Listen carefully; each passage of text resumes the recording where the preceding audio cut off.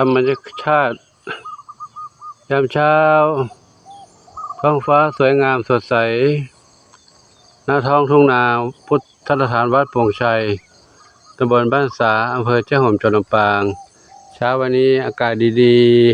ๆดวงอาทิตย์กำลังส่องขึ้นสู่ท้องฟ้ากระทบกับสายหมอกดูแล้วชุ่มชื้นชุ่มฉ่ำเย็นตาณท้องทุ่งนาวัดโป่งชัยเจ้าห่มลำปางทุ่งนาข้าวเหลืองอารามจะเก็บเกี่ยวได้แล้วนะ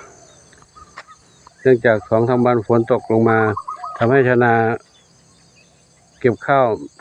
าวไม่ได้นาแปลงนี้ได้รับผลกระทบจากน้ำจากฝนจากลมทำให้ข้าวล้ม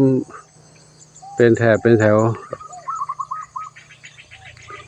เสียงธรรมชาตินกร้องจุกเจ๊กกุ๊กกุ๊กเก๊ก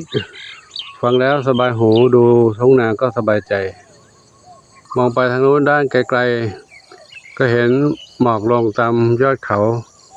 ดูแล้วสดสวยสดใสงามตา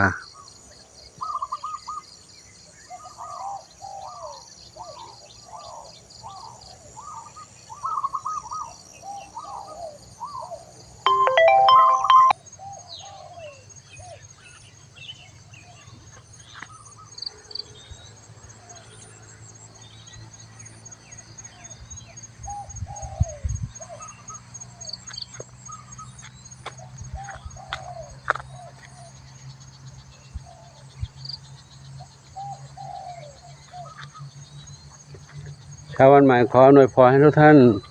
มีความสุขสดใสมีชีวิตที่ราบรื่นสุขสบายใจปราศจากทุกโศกโรคภัยสมปรารถนาในสิ่งที่ปรารถนาทุกการทุกคนทุกท่านสาธุ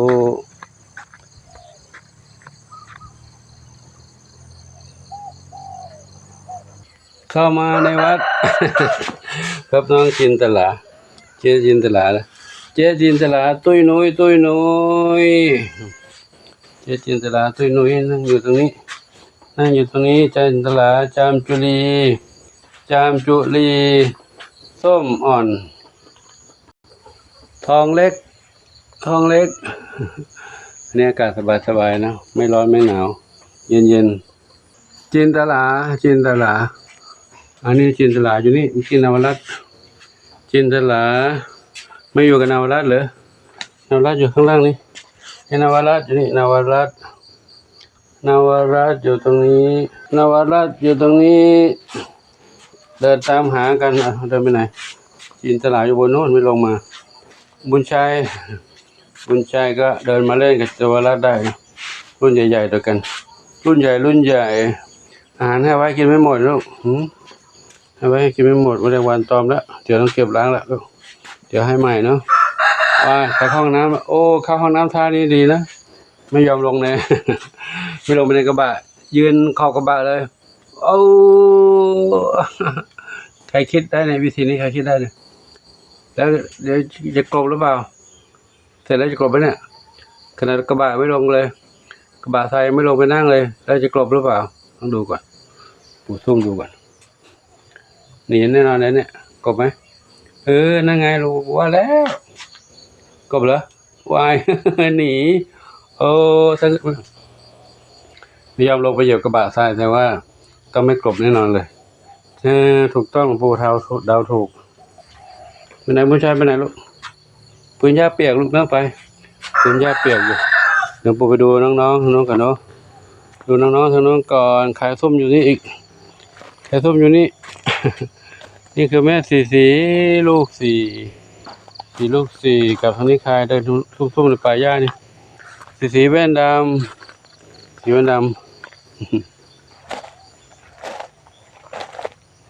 แว่นด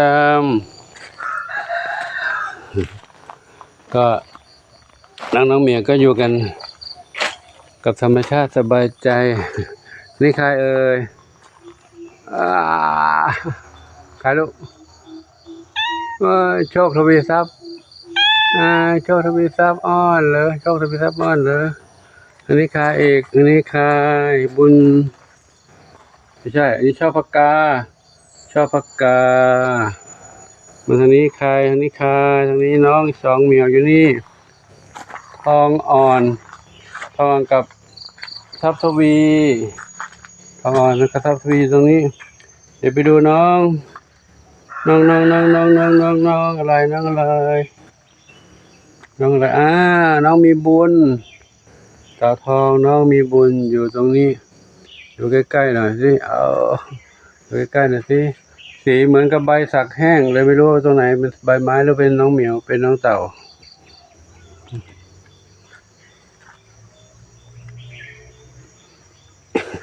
มาใครมาอ้อนหลวงปู่ทำไมอ้อนหลวงปู่ทำไมท้องอ่อนอ้อนหลวงปู่บุญชัยก็มาเล่นเขาเลยบุญชัยมาเล่นเขาได้ใครนอนอยู่ตรงนี้ขี้อ้อนใครนอนขี้อ้อนกลางคืนอ้อนหลวงปู่ตลอดเลยเนี่ยนี่ชื่ออะไรลูกเนื้อนงเหรอเนื้อนงอันนี้ใครนี่เท้าเล็กเท้าเล็กก็โดนเขากวนเหมือนกันนะเนาะโดนเขากวนเมื่อคืนก็โดนเขากวนโดนเจ้าหนุ่มหล่อดำขาวกวนมาทางนี้อีกใครอยู่บนหลังคานั่นใครอยู่บนหลังคาเพชรดำน้อยชอบอิสระไม่ยุ่งกับใครอยู่บนหลังคาสบายใจกว่าบนหลังคาสบายใจกว่าเลยมาด้านนี้ใครสามสีนวลกับน้องชวนฝันน้องชวนฝันอยู่ตรงนี้ อยากวิ่งเล่นเหรอรอก่อนยังไม่ได้ไปทำวัคซีนเลยแม่ยังไม่ได้ทำมันเลยเนาะเดี๋ยวรอกันนะลูกนะอยู่ในนี้แหละเวลากว้างขวางดีวิ่งเล่นได้ลูกวิ่งเล่นนู่นกระโดดรถเต้นได้ขึ้นไปแล้วตอนนี้น้องหนึ่งเดียวกับน้องมีสุขอยู่ด้วยกันกุ๊กกิ๊กจูจี้อยู่ด้วยกันพักผ่อนนิดนึงนะเดี๋ยวพักผ่อนก่อนนะหลวงปู่จัดอาหารให้เนาะเดี๋ยวแป๊บนึงนะปู่เพิ่งกลับมาครับน้องดำเล็กหางกวักอยู่กับพี่บุญสม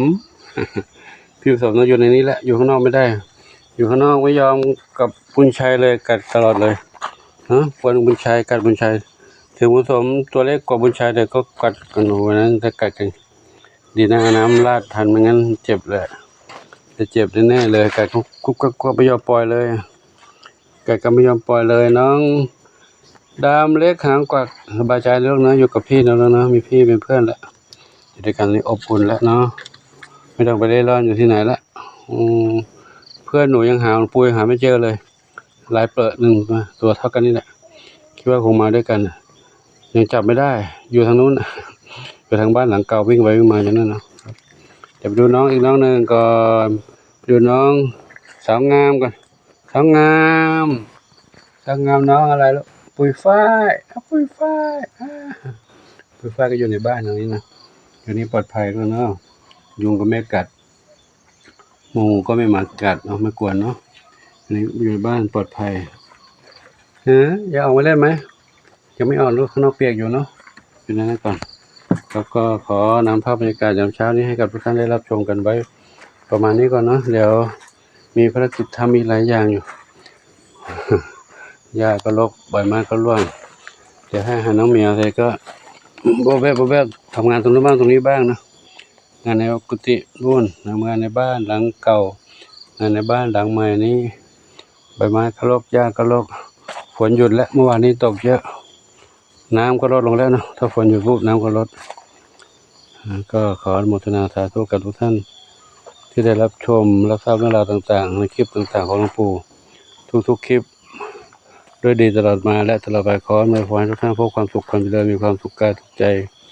ปรารถนาสิ่งใดขอได้ต้องความมุ่งมั่นปรารถนาทั่วกันทุกคนทุกท่านเถิด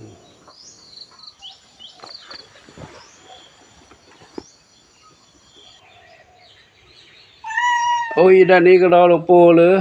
นุ่มหล่อดำขาวปูนทรงแพนด้าหนวดมณีทรัพย์เราหลวงปู่อยู่ในบ้านนี้เนาะ เด็กๆก็เฝ้ารอ แม่สีทองแม่สีทองอืมเร็วเดี๋ยวรอพูดไปเรื่อยเดี๋ยวจัดให้นะลูกนะแป๊บเดินถ้าได้พบกันใหม่คลิปต่อไปโชคดีมีสุขสาธุ